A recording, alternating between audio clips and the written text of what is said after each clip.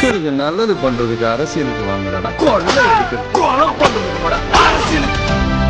அவங்களுக்கு ஜென்சி தான் என்னன்னு புரியல. அவங்க முதல்ல திமுகவுக்கு ஜென்சி அரசியலுக்கு மாறணும்னு அவங்க ட்ரை பண்றாங்க. எப்படி நாராசா, இந்த ஏவாவேலு இவங்க எல்லாம் வந்து ரீல்ஸ் போட போறாங்களா, ஜூலிலாம் வச்சு ரீல்ஸ் போட போறாங்களான்னு தெரியல. இவங்க வந்து ஜென்சி அரசியலுக்கு மாற போறாங்க. நாங்கள் நாளைக்கு ஜென்சி தான், நாங்கள் ஃபைட் பண்ண போறோம் பிரதர் அப்படின்ற மாதிரி இவங்க இறங்கியிருக்காங்க. 2016 இருந்து 26 வரைக்கும் 3 பேருக்கு மட்டும்தான் அவர்களை பார்ப்பதற்கும் கேட்கறதுக்கும் ஏதோ ஒரு வழியில இழுத்து கூட்டு வந்த கூட்டம் 3 பேருக்கு தான். ஒன்னு அண்ணாமலை, ஒன்னு சீமான், இன்னொன்னு விஜய். திமுக பண்ணது வந்து ஒரு பணியார்த்தனத்தின் உச்சம். என்னன்னா அந்த கட்சி பேர் சொல்ல மாட்டோம், அந்த ஒரு நடிகர் கட்சி நடிகர் கட்சி. ஸ்டாலின் அப்படிதான் கேட்பாரான், நடிகர் கட்சி.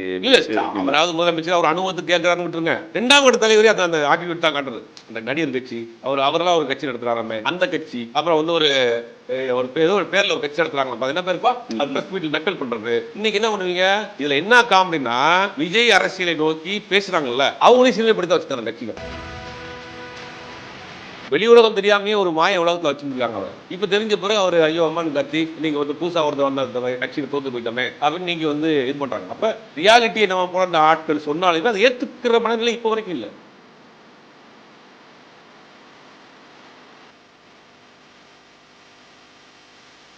வணக்கம், இது செய்தி மலரின் நேர்காணல் நிகழ்ச்சி. இந்த நிகழ்ச்சியில் கலந்து கொண்டு தன்னுடைய கருத்துக்களை தெரிவிப்பதற்காக பத்திரிகையாளரும் அரசியல் விமர்சகருமான சுபேர் அவர்களை சந்திக்கவிருக்கிறோம்.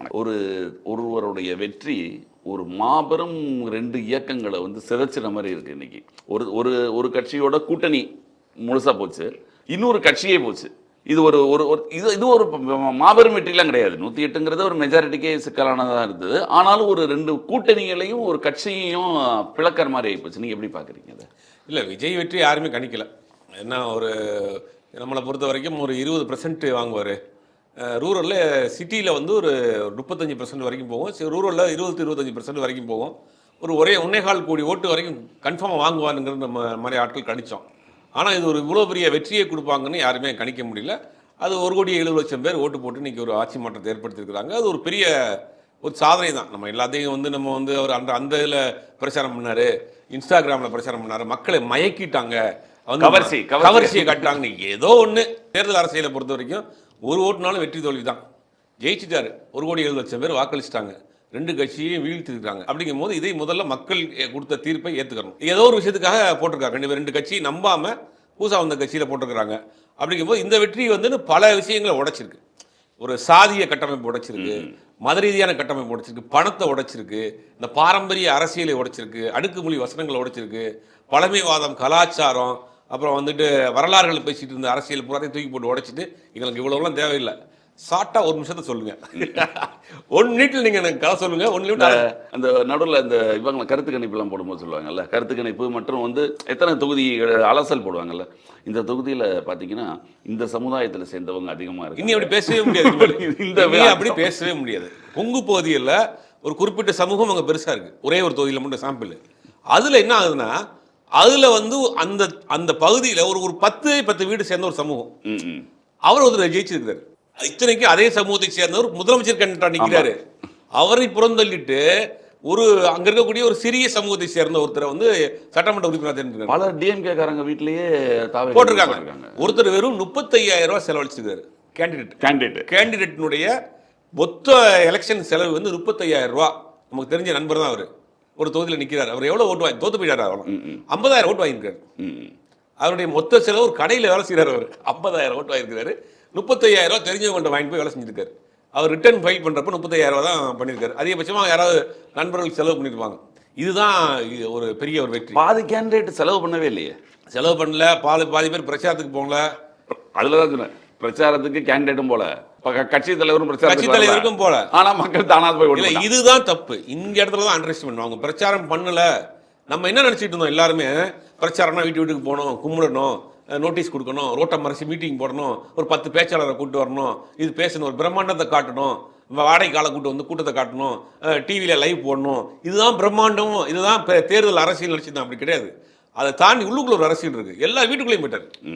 இவங்க எல்லாம் வெளியில நின்று கூட்டத்தை காமிச்சிருந்தாங்க. இவர் வீட்டுக்குள்ள போய் எல்லாருடைய மொபைலும், தமிழ்நாட்டில் நீங்க 8 கோடி பேர் இருக்காங்கன்னா 4 கோடி பேர் ஆண்ட்ராய்டு ஃபோன் யூஸ் பண்றாங்க. அது கேட்டகரி வைஸ் வந்து சோசியல் மீடியா பயன்படுத்துறாங்க.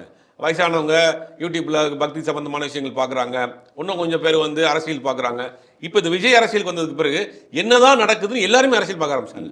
எல்லாரும் அரசியல் பார்க்க ஒரு நிறைய சேனல்ஸ் இந்த சினிமா இன்டர்வியூலாம் எடுத்துட்டு இருந்தா பாதி பேர் எடுக்கிறது இல்ல. அது இன்னும் எல்லாமே இதுல எல்லாருமே அரசியல் பார்க்க வந்துட்டாங்க. சோசியல் மீடியாக்குள்ள வந்ததுக்கு பிறகு கரெக்டாக விஜய் அங்கே போய் அரசியல் பண்ணுறாரு. அந்த அரசியல் அவருக்கு ஒர்க் அவுட் ஆயிடுச்சு. அப்புறம் கரெக்டாக அந்த குழந்தைகளை வச்சு வீட்டுக்கு ஒருத்தரை வந்து கேம்பெயினுக்கு ஆரம்பிச்சிட்டாங்க. சோசியல் மீடியா மூலியமாக அவங்களை ட்ரெயின் பண்ணி வீட்டுக்குள்ள இருந்தே அவங்களை பிரச்சாரம் பண்ண ஆரம்பிச்சிட்டாங்க. இதெல்லாம் இவங்களுக்கு பின்னாலதான் தெரிஞ்சிருக்கு. இனிமேல் தான் கண்டுபிடிச்சிருக்காங்க. ஓஹோ, ஜென்சி அரசியல் ஒண்ணு இருக்கு போல. இப்பதான் தெரியுது. இதுக்கப்புறம் தான் என்ன காமெடினா, நாங்களும் ஜென்சியா மாற போறோம்னு திமுக இப்ப ஒரு மீட்டிங் போட்டாங்களே. அதிமுக நிலைமை அதை விட மோசம். ஜென்சி அரசியலுக்கு மாறணுமாங்க. ஜென்சின்னு ஒரு பாடகி இருக்கு, அந்த மாதிரி கூட்டு வந்துருவான். கட்சியில் சேர்த்தா முதலமைச்சர் ஆயிடலாமாங்க அப்படின்னு அவங்களோட நிலைமையா இருக்கு. அவங்களுக்கு ஜென்சினா என்னன்னு புரியல. அவங்க முதல்ல திமுகவுக்கு ஜென்சி அரசியலுக்கு மாறணும்னு அவங்க ட்ரை பண்றாங்க. எப்படி இந்த ஆராசா, இந்த ஏவாவேலு இவங்கெல்லாம் வந்து ரீல்ஸ் போட போறாங்களா, ஜூலிலாம் வச்சு ரீல்ஸ் போட போறாங்களான்னு தெரியல. இவங்க வந்து ஜென்சி அரசியலுக்கு மாற போறோம், நாங்கள் நாளிலிருந்து ஜென்சி தான், நாங்கள் வைப் பண்ண போறோம் பிரதர் அப்படின்ற மாதிரி இவங்க இறங்கியிருக்காங்க. அதிமுக ஜென்சினால என்னன்னு தெரியல. ஜென்சினா யாரு, பழைய பாடகியாங்க, அந்த மாதிரி கூட்டு கட்சியில் சேர்த்து விட்டுருவாங்க, ஏதாவது சீட்டை கிட்ட கொடுத்து அவங்கள வச்சா ஜெயிச்சிடலான்ற மாதிரி அவங்களோட நிலைமை இருக்கு. அப்ப கடந்த ஒரு 15-20 வருஷமா நான் பல இடங்கள்ல தொடர்ந்து நான் சொல்லிட்டே வர்றேன், ஒரு தலைமுறைக்கான அரசியலை நீங்க கொண்டு போய் சேர்க்கவே இல்லை. தொடர்ந்து நான் இந்த பல இடங்களில் போறப்ப சொல்லுவேன், நீங்க ஒரு அரசியலை கொண்டு போய் சேர்க்கல. 3 பேருக்கு தான் தன்னிச்சையாக கூட்டணி சேர்ந்துச்சு கடந்த 10 வருஷத்துல. 2016 இருந்து 26 வரைக்கும் 3 பேருக்கு மட்டும்தான் அவர்களை பார்ப்பதற்கும் கேட்கறதுக்கும் ஏதோ ஒரு வழியில ஈர்த்து கூட்டம் வந்த கூட்டம் வந்து 3 பேருக்கு தான். ஒன்னு அண்ணாமலை, ஒன்னு சீமான், ஒன்னு விஜய். இவங்கெல்லாம் கொஞ்சம் கம்மியா இருந்து விஜய் கொஞ்சம் அதிகமா இருந்துச்சு. இல்ல, இது வந்து வாக்கா மாறிடுச்சு. அவங்களுக்கு வாக்கா மாறல, இவங்க வாக்கா மாறிச்சு. இல்ல, வாக்கா அண்ணாமலைக்கு மாறிச்சாங்க. ஆமா, அந்த 24ல வந்து 10%க்கு மேல அவங்க பாஜக தனிச்சு போகும் யாரு கண்டா.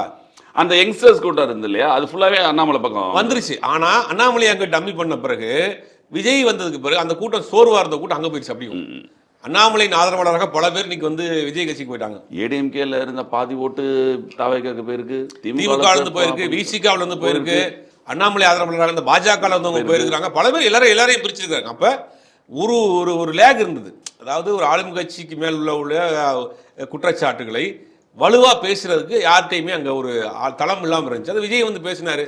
அதை இவங்க ரொம்ப உதாசீனப்படுத்துறது வேற இல்ல. திமுக பண்ணது வந்து ஒரு பணியார்த்தனத்தின் உச்சம். என்னன்னா, அந்த கட்சி பேர் சொல்ல மாட்டோம், அந்த ஒரு நடிகர் கட்சி நடிகர் கட்சி. ஸ்டாலின் அப்படிதான் கேட்பாரான், நடிகர் கட்சி இல்ல. அவராவது முதலமைச்சர் அவர் அனுபவத்துக்கு கேட்கிறாருன்னு விட்டுருங்க. 2ஆம் கட்ட தலைவரே அந்த ஆட்டிடியூட் தான் காட்டுறது. அந்த நடிகர் கட்சி அவரெல்லாம் ஒரு கட்சி நடத்துறாராமே, அந்த கட்சி.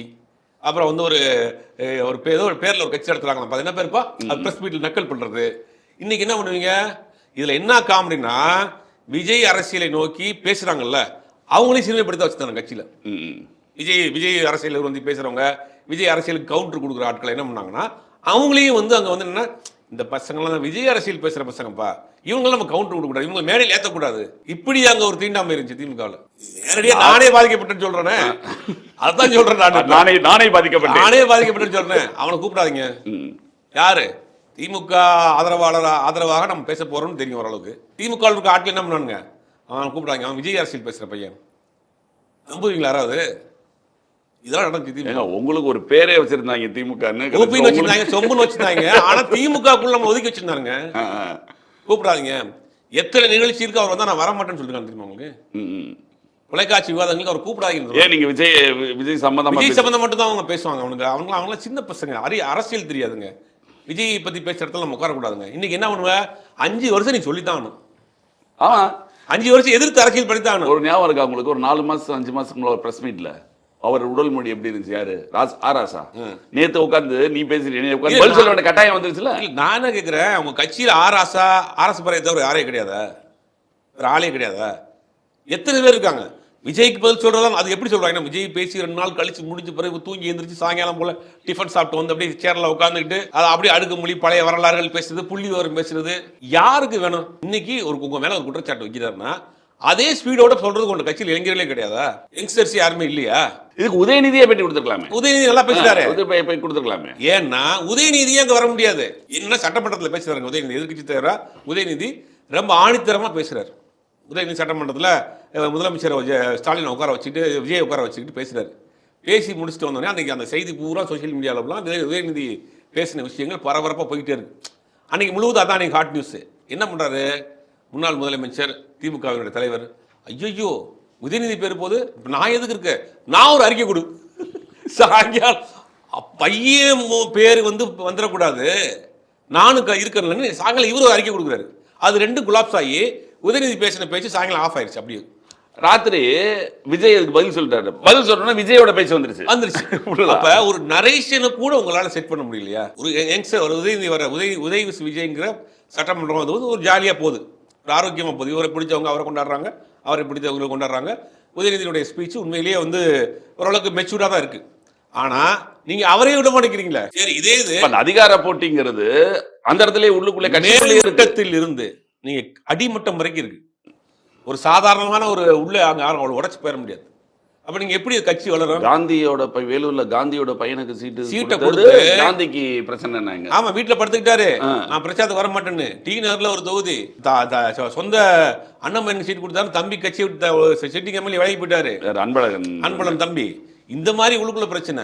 இன்னொரு தொகுதியெல்லாம் 77 வயசு ஒரு கேண்டிடேட் 3 முறை எம்எல்ஏவா இருக்கிறாராம். ஏன் அந்த ஊர்ல இளைஞர்களே இல்லையா? அந்த ஊர்ல இருக்க மாவட்ட பொறுப்பாளர்கள் மொத்தமா காலி பண்ணி போயிட்டான். தேர்தலுக்கு முன்னால அவர் டேட் அறிவிக்கிறதுக்கு 10 நாளைக்கு முன்னால எந்திரிக்க முடியல துரைமுருகன். கரெக்டா லாஸ்ட் 5 நாள் அறிவாலயத்தில் அப்படியே காலை பிடிச்சு நம்ம என்ன கேட்கறோம்னா, நீங்க உளவுத்துறை கையில் வச்சிருக்கீங்க, 3 ஸ்ட்ராட்டஜிஸ்ட் வச்சிருக்கீங்க, எல்லா கட்டமைப்பும் வச்சிருக்கீங்க. புதுசா கட்சி ஆரம்பிச்ச ஒரு கட்சி எங்கெங்க நமக்கு செல்வாக்கு இருக்குன்னு கரெக்டா அந்த இடத்துல நின்று பிளேஸ் பண்ணி ஜெயிச்சிட்டாங்களே. உங்களுக்கு இவ்வளவு கட்டமைப்பு இருந்து ஒரு முதலமைச்சர் தோக்க வச்சிருக்கீங்களா? என்ன காரணம்? இது நம்மளே ஆச்சரியமா நினைச்சது. கூசாம மெட்ராஸ் இவ்வளவு பேர் நிக்கிறாங்க, எப்படி ஜெயிக்க முடியும்? அப்ப அந்த அளவுக்கு ஒரு ஸ்டடி பண்ணிருக்காங்க. அந்த அளவுக்கு ஸ்டடி பண்ணி இங்கெல்லாம் நமக்கு செல்வாக்கு இருக்கு, இங்கெல்லாம் வேட்பாளர் போடுங்க அப்படின்னு போட்டு கரெக்டா நிப்பாட்டி எடுத்து ஜெயிச்சிட்டாங்க. உங்கள்கிட்ட எல்லாமே இருந்துச்சு, பவர் இருந்துச்சுங்க. உளவுத்துறை கையில் இருக்கு, ஸ்ட்ராட்டஜிஸ்ட் கையில் இருக்கிறாங்க. என்ன பண்ணீங்க? அப்ப என்ன நடந்திருக்கு அப்படின்னா, ஒரு முன்னாள் எம்எல்ஏ திமுக கூட்டணியில் இருந்தவர், அவர் தேர்தலுக்கு சில நாட்களுக்கு முன்னால் பேசுறாரு. ஒரு முக்கியமான விஷயத்த ஒரு இடத்த சந்திக்கிறோம், அவரை பேசுகிறோம். அவர் சொல்கிறார், இப்போ இருக்கக்கூடிய அப்போ முதலமைச்சராக ஸ்டாலின் இருக்கார், நான் சட்டமன்றத்தில் சில விஷயங்கள் அவர் பேசுவேன், ஓகே தனியாக பேசுவோம்னு சொல்லுவார். நேர போகிறப்ப அவரை நெருக்கவே முடியாது, இப்படி ஒரு சூழ்நிலை அங்கே இருக்காரு அப்படின்னு அவர் சொன்னார். எனக்குலாம் ஆச்சரியமாக இருந்துச்சு. ஒருவேளை இருந்தாலும் கூட்டணி வெளியே வந்தாருங்க, அதனால சொல்கிறாரு. இப்போ அவர் சொன்னதெல்லாம் பார்க்குறப்ப ஒரு விஷயமா நடந்திருக்கு. ஆமாம், இன்னொருத்தர் கூட இதே மாதிரி ஒருத்தர் அந்த ரூம்ல நம்ம பேசிக்கிட்டு இருப்போம், நம்ம கிட்ட ரொம்ப பெருசா இதுவா இருக்காது. சேகர்பாபு இருந்தா அந்த இடத்துல அப்படியே நிலமா மாறும்ன்றாரு. ஆமா, சேகர்பாபு இருந்தா அந்த உள்வட்டத்துக்குள்ள அந்த மாதிரி அதாவது ஒரு கட்சியினுடைய சீனியர் அமைச்சர்களே முதலமைச்சர் அவ்வளவு ஈஸியா அணுக முடியாத இடத்துல இருந்தாருன்றாங்க. அப்போ ஒரு வேலியை போட்டு அவர் உள்ள வச்சு இதெல்லாம் எப்ப தெரியும்? எதுவுமே தெரியாம வச்சிருக்காங்க. அதான் இதெல்லாம் எப்ப தெரியுதுன்னா, இப்ப தோல்விக்கு அப்புறம் தான். இல்ல, தோல்விக்கு முன்னாடி தெரியும். யார் சொல்லுவா? யார் போய் அங்க அதை ரீச் பண்ணுவா? அப்போ ஒரு வெளி உலகம் தெரியாமையே ஒரு மாய உலகத்துல வச்சிருக்காங்க அவரை. இப்ப தெரிஞ்ச பிறகு அவர் ஐயோ அம்மானு கத்தி இன்னைக்கு புதுசா ஒருத்தர் வந்த கட்சியில தோத்து போயிட்டோமே அப்படின்னு நீங்க இது பண்றாங்க. அப்ப ரியாலிட்டியை நம்ம போல ஆட்கள் சொன்னாலுமே அதை ஏத்துக்கிற மனநிலை இப்போ வரைக்கும் இல்லை. இப்போ வரைக்கும் அவங்க என்ன பண்றாங்கன்னா, திருப்பி ஒரு பிரஸ் மீட் கொடுக்கலாமா, ஆர்எஸ் பாரதி கூப்பிட்டு அவர் அப்படி சாஞ்சிக்கிட்டு அதெல்லாம் கிடையாது, அதெல்லாம் புதுசா ஒரு கட்சி தோத்த எங்களுக்கு என்ன இப்படின்னு பேசிட்டு போறது. ஏன் உங்க கட்சியில செய்தி தொடர்பாளர் அணின்னு கிடையாதா? ஸ்போக்ஸ் பர்சனே கிடையாதா? இளைஞர் அணி இல்லையா? வேற பேசக்கூடிய ஆளே இல்லையா? பத்திரிகையா சந்திக்கிறதுக்கு யாரும் இல்லையா? விஜய்ங்கிற ஒரு சினிமா பிம்பத்திலேருந்து ஒருத்தர் நிற்கிறாரு, இன்னைக்கு முதலமைச்சர் ஆகிட்டார். அவர் பேசினா காட்டுத்தீ மாதிரி பரவுது. அதற்கு கவுண்டர் கொடுக்கறதுக்கு குறைந்தபட்சம் உதயநிதி வச்சா நீங்க கொடுக்கணுமா இல்லையா? இன்னமும் அதை ஏத்துக்கிறாமா? ஆமா, மனநிலையில தான் 2 நாள் கழிச்சு மெதுவாக இருந்துச்சு அறிவாலயத்தில் ஒரு பிரஸ் மீட்டை வச்சு 4 பேரை வச்சு கொடுக்குறாங்க. அப்ப இந்த தோல்விங்கிறது எல்லா கட்சிக்குமான ஒரு பாடம். இதுல திமுகவோட நிலைமை எப்படின்னா, அதிமுகவோட நிலைமை இன்னும் படுமோசம் இல்லையா? திமுகவோட நிலைமையை விட அதிமுகவோட நிலைமை அவரையே ஒத்துக்கல போல இருக்கு. நம்ம தோத்துட்டோம்ன்றதே அவரால் இது. அதிமுக 2016 அந்த அம்மா ஜெயலலிதாவுக்கு பிறகு தொடர்ந்து தோல்வி தான் சந்திச்சு. ஆனா எல்லாரும் எதிர்பார்த்த தோல்வி தான். நம்மளை போன்றவர்கள் 3ஆவது இடத்துக்கு அதிமுக போகும், தேர்தலுக்கு பிறகு படு தோல்வி சந்திக்க போகுது, பிளவுகள் இருக்குங்கிற சொன்னோம். ஏன்னா அங்க அது ஜெயலலிதா அவர்களுக்கு பிறகு ஒரு வலிமையான ஒரு கரிஸ்மாட்டிக்கான தலைமையே இல்லை. அப்படிங்கும் போது இது உங்களுக்குள்ள ஒரு பெரிய சிக்கல் என்னன்னா, இவங்களுக்கு சமூக ரீதியான ஒரு முத்திரை இருக்கு, எல்லாருக்குமே ஒரு சாதி அடையாளம் இருக்கு. இவங்க ஒன்றும் சேர முடியாது. இப்ப கலைஞர் இருந்தாருன்னா கலைஞருடைய சமூகம் யாருக்கும் தெரியாது. எம்ஜிஆர் இருந்தாங்கன்னா எம்ஜிஆருடைய சமூகம் தெரியாது. ஜெயலலிதா இருந்தாங்கன்னா அவங்களுக்கு யாருக்கும் தெரியாது. அவங்களாம் ஒரு காமன் லீடர் இருந்தாங்க, எங்க வேணாலும் போய் நிற்பாங்க. கலைஞர் எடுத்துக்கிட்டிங்கன்னா திருவாரூரில் போய் நிற்பாரு, அப்புறம் வந்துட்டு சேப்பாக்கம் திருவள்ளிக்கல் நிற்பாரு, எங்க வேணாலும் போய் நிற்பாரு. ஆமா, குளித்தலை நிற்பாரு. எம்ஜிஆர் எடுத்தீங்கன்னா பரங்கிமல்ல போய் நிற்பாரு, ஆண்டிப்பட்டியில் நிற்பாரு, அருப்புக்கோட்டையில் நிற்பாரு. இதெல்லாம் அவங்களுக்கு வந்து ஜெயலலிதாவும் அப்படிதானே, ஆண்டிப்பட்டியில் நிற்பாங்க, போடி நாயக்கன் நிற்பாங்க, ஸ்ரீரங்கத்தில் நிற்பாங்க, ஆர்கே நகரில் நிற்பாங்க. இவங்கெல்லாம் வந்து எந்த அடையாளமும் கிடையாது. அவங்க தமிழ்நாடு எல்லாரும் முழுவதுமாக ஏற்றுக்கொண்ட ஒரு தலைவராக இருந்தாங்க. ஆனால் இப்போ அதிமுக இருக்கக்கூடிய எல்லாருக்குமே ஒரு சமூக முகம் இருக்கு. இப்போ எடப்பாடி தொகுதியிலேயே தாவேக்கா வேட்பாளர் டேரக்டா போயிருந்தா எடப்பாடியும் காலி. அது ஒரு பெரிய வரலாற்று ரீதியான பிரச்சனை. நல்ல வேளை தூக்கி நாய் போல இருக்கு. 2 கட்சி தலைவரையும் காலி பண்ணிருப்பாங்க. அதான் நல்ல வேளை தூக்கி நாய் போல இருக்கு. கரெக்டா தூக்கி வச்சு அதை காலி பண்ணி விட்டு இன்னைக்கு அதனாலதான் தாவேக்கா அது வரைக்கும் டச் பண்ணாம இருந்தனாலதான் கடைசி மீட்டிங்ல விஜய் வந்து பேசினது. நீங்க வந்து அதை பண்ணீங்கன்னா அவரை தூக்கிட்டு போயிட்டாங்க. அவர் செங்கோட்டையனோட ஆள் போல அவர், அதனால அவருக்கு கூப்பிட்டு போயிட்டாங்க போல. இப்போ ஒருவேளை அங்கேயும் டைரக்டா தாவேக்கா வேட்பாளரே அங்க போட்டிருந்தாங்கன்னா ஒரே தேர்தலில் ஒரே கலர் 2 மாங்க மாதிரி திமுக அதிமுக காலி பண்ணிருப்பாங்க. ஸ்டாலின் காலி, எடப்பாடியும் காலியா இருக்கும். அந்த மாதிரி ஒரு நடந்திருக்குன்னா இப்போ என்னன்னா, இதுக்கு இந்த தோல்விக்கான காரணம் என்னன்னா, ஒரு 18 இருந்து 40 வயதுக்குள்ள இருக்கக்கூடிய இளைஞர்களுக்கு இவர்கள் அரசியல் பிடிக்கல. சாதியை வச்சு, மதத்தை வச்சு, பழைய வரலாறுகளை பேசிக்கிட்டு, புள்ளி விவரம் பேசிக்கிட்டு, நாங்கள் 44.47 கோடி திமுக 4 பேர் வச்சிருக்காங்க. அவங்க வந்து நாங்கள் வந்து இளைஞர்களை வந்து அரசியல் மயப்படுத்துறோம். என்ன அரசியல் மயப்படுத்துவ? அவன் காலேஜை கட்டி வந்திருக்கான், அவனை உட்கார வச்சுக்கிறது, ஒரு போர்டை வச்சுக்கிறது, தோல்ல ஒரு டேக்கை போட்டுக்கிறது. திராவிட இயக்க வரலாறுகளை பார்க்கிற பொழுது அந்த சுத்தத்தை கேட்டாலே கடுப்பாயிடுறாங்க. இவங்க என்னன்னா சொல்ற நீ அப்படின்றான். அப்ப அவன் எங்க இருக்கிறான்? அவன் இன்னைக்கு இன்ஸ்டாகிராம்ல இருக்கிறான். இன்ஸ்டாகிராம்குள்ள போய் அரசியல் பண்ணு. இந்த வார்த்தையெல்லாம் உங்களுக்கு பிடிக்காம போச்சு, இவங்க யூஸ் பண்ற வார்த்தை. அதாங்க நீங்க இதை இந்த அறிவார்ந்த தமிழ் சமூக மக்களுக்காக அப்படின்னு சொல்லும் போதே போப்பாடுறான். அப்போ அதாவது அவன் என்னன்னா, அந்த 18 40 வயசுக்குள்ள இருக்கிறவனுக்கு விஜய் என்ன பேசிட்டாரு? பெரிய வரலாறும் திராவிட வரலாறு, தமிழ்நாட்டு வரலாறு, மொழி, இனம்லாம் பேசிட்டாரா? ஒண்ணும் கிடையாது. நம்ம வர்றோம், நம்ம வைப் பண்றோம், போட்டாங்க ஓட்ட. இத போலிங் அதிகமா இருக்கும் போதே கொஞ்சம் உணர்ந்துருக்கணும். அதுக்கு ஒரு காரணம் சொன்னாங்க, எஸ்ஐஆர்னால நிறைய விஷயங்கள் வந்து இப்போ வரைக்கும் ஒத்துக்க மாட்டாங்க. எலக்ட்ரானிக் ஓட்டிங் மிஷின்ன்றாங்க, ஏமாத்திட்டான்றாங்க, உங்களை மயக்கிட்டாங்கன்றாங்க. டேய், ஓட்டு போட்டு ஜெயிச்சு முதலமைச்சர் ஆயிட்டாரு, இனியாவது புரிஞ்சுக்குங்க எப்படி அரசியல் பண்ணிருக்காங்க. வேற எல்லாரும் இப்படி போறப்ப இன்னொரு ரூட்ல போய் ஒரு வாரம் கழிச்சு அவங்களுக்கு புரிஞ்சிருக்கு, சமூக ஊடகங்கள் மூலமாக அவர்கள் வெற்றி பெற்றிருக்கார்கள். இன்னைக்கு அதிமுக அமைச்சர் எல்லாம் பேசுறத பார்த்தா காமெடியா இருக்கு. அதாவது சோசியல் மீடியா மூலியமா உள்ள போய் மயக்கிட்டாங்களாம், மைண்ட் ஹேக் பண்ணிட்டான்றாங்க. எப்படா நம்ம ஒவ்வொரு வீட்டுக்குள்ள நுழைஞ்சிட்டாங்க. ஆமா, வீட்டுல நீ நுழைய வேண்டியதானே? உங்க கையில ஆட்சி இருந்துச்சுல, உளவுத்துறை இருந்துச்சுல, உனக்கு 1க்கு 3 ஸ்ட்ராட்டஜிஸ் வச்சிருந்தீல, பணத்தை கோடி கோடியா செலவு பண்ணீங்க. என்ன இவங்க என்ன செலவு பண்ணாங்கன்னா, ஒரு கூட்டம் போட்டா போதுயா, ஒரு பேன்ல கூட்டம் வந்து நிப்பாட்டி டோக்கன் கொடுத்து ஆளை கொண்டு வந்து வச்சு ஒரு அப்படியே ஜிம்மி ஜீப்ல கிரௌட காமிச்சு மக்கள் ஓட்டு போட்டு நினைச்சிட்டாங்க. யோ, அரசியல் அது இல்லையா? பூரா 12 மணி கடை திறந்தோன்னு ரெடியா இருக்கான், போறவன் பூரா 1000 ரூபாய் வாங்கி ரெடியா இருக்காங்க. 1000 ரூபாய் வாங்கணும் டக்குன்னு போயிடுறாங்க. இவங்க என்ன நினைச்சிட்டாங்கன்னா, இதுதான் அரசியல். ஒரு தெருவை மறைச்சு மேடையை போட்டு விட்டோம், ஒரு தெருவை மறைச்சு மேடையை போட்டு விட்டோம்னா ஜெயிச்சிருப்பா. ஒரு 50 பேர் கூட்டு போய் கொடுத்த காமிச்சு ஓட்டு போட்டுருவோம். யார் அவன் போய் ஓட்டு போடுவான்? அவன்கிட்ட காசை வாங்கிட்டு காசையும் வாங்கி. இந்த இன்னும் ஒரு கணக்கு சொன்னாங்களே சார், 1,31,00,000 பெண்களுக்கு போய் 5000 ரூபாய் சேர்ந்துருச்சு. அப்போ ஒரு வீட்டுக்கு 2 ஓட்டு, அப்போ 2,60,00,000 ஓட்டு ரெடியா.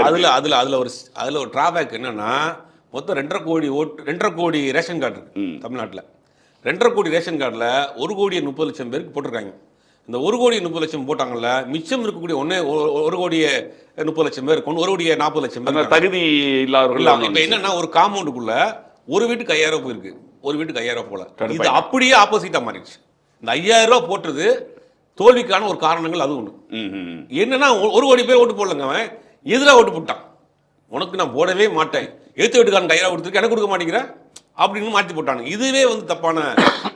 அதெல்லாம் வந்து இவங்க வந்து சரியா ஒரு நினைச்சாங்க. 2வது, ப்ரொமோஷனுங்கிற பேர்ல சமூக வலைதளங்கள் எப்போ பார்த்தாலும் அந்த ஒரு பாட்டை, அந்த ஸ்பீச்சையும் போட்டு அது ஒரு இரிட்டேட்டிங் மாதிரி ஓவர் டோஸ் ஆயிடுச்சு. அதாவது பிரச்சாரம் பண்ணக்கூடிய வழிமுறையில் அவங்களுக்கு தெரியாமல் போச்சு. மீண்டும் மீண்டும் வந்து கூட்டத்தை போடுறது, வீட்டுக்கு போகிறது அப்படின்னு. அதை தாண்டி சோசியல் மீடியாங்கிறது ஒரு 4 கோடி பேர் இன்னைக்கு தமிழ்நாட்டில் எல்லா கேட்டகரிலையும் பயன்படுத்துறாங்க. அதுக்குள்ள போய் மைல்டா அவங்களுக்கு அதை புரிஞ்சுக்கிட்டாங்க. அவங்க இவங்க சோசியல் மீடியா விளம்பரம் பண்ணாங்க. என்ன பண்ணாங்கன்னா, விளம்பரம் பண்ணாங்க, விளம்பரமாவே பண்ணிட்டாங்க. அவங்க எங்களுக்கு ஓட்டு போடு ரெடியாகி மேக்கப்லாம் போட்டு பாட்டே போட்டாங்க வச்சுங்களா. 2 பேரும் மாத்தி மாத்தி. போன தடவை ஜெயிச்சாங்களா பாட்டு போட்டு, ஸ்டாலின் தான் வராரு, விடியல் தர அப்படி இவர் இங்க ஐயா எடப்பாடி இவங்களும் பாட்டு போட்டாங்க. எடப்பாடி உட்காந்து அது பாத்தீங்களா, உட்காந்து ஒரு 10 பிள்ளைங்க இந்த பக்கம். அதுல என்ன காமெடினா, எம்ஜிஆர் ஜெயலலிதா போட்டோ இருக்காது. அதையும் போற பக்கம் தூக்கிட்டானுங்க. இது என்னன்னா நேரடியாக சோசியல் மீடியாவில் விளம்பரம் பண்றது. இவங்க என்ன பண்றாங்கன்னா உள்ளுக்குள்ள போய் கண்டென்ட்டா அவங்க உள்ள பூந்துட்டாங்க. உள்ள பூந்து காரைக்குடியில வந்து விஜய் பேசல, அதுக்கு அடுத்த மீட்டிங் வந்து திருநெல்வேலியில சொல்லும்போது காரைக்குடி மக்கள் நான் பேசலன்னு வருத்தம் தெரிவிக்கிறாரு.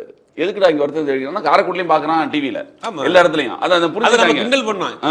அந்த ஊர்ல பேசுறது இங்க வந்து ஏன் பேசுறேன்னு அது பிளஸ் ஆயிடுச்சு. ஆமா, இல்லைன்னா அங்க பேசுறது இங்க எல்லா இடத்துலயும் பாக்குறானுங்க. அதாவது விஜய் வந்து இவங்க பண்ண இன்னொரு பெரிய மிஸ்டேக் என்னன்னா, விஜய் வந்து நம்ம பேசினா பெரிய ஆளாயிருவான், விஜய் அரசியல் பேசக்கூடாது, விஜயை தொட்டா வந்து நம்ம பெரிய ஆளாயிருவோம். என்ன பண்றது, ஒரு மேடையில் ஏறி பேசிட்டாப்ல. மேடையில் ஏறி பேசிட்டு திமுக ஆட்சியில் உங்க கட்சியோடைய நிர்வாகி 8 வயசு பொண்ணை கற்பழிக்கிறான், தமிழ்நாட்டில் சட்ட ஒழுங்கு கெட்டு போச்சு, இதா சார் சிஎம் சார் அப்படின்னு பேசிட்டு இறங்குவாப்புல. இறங்கினோடனே 4 கோடி பேர் பார்க்குறான்.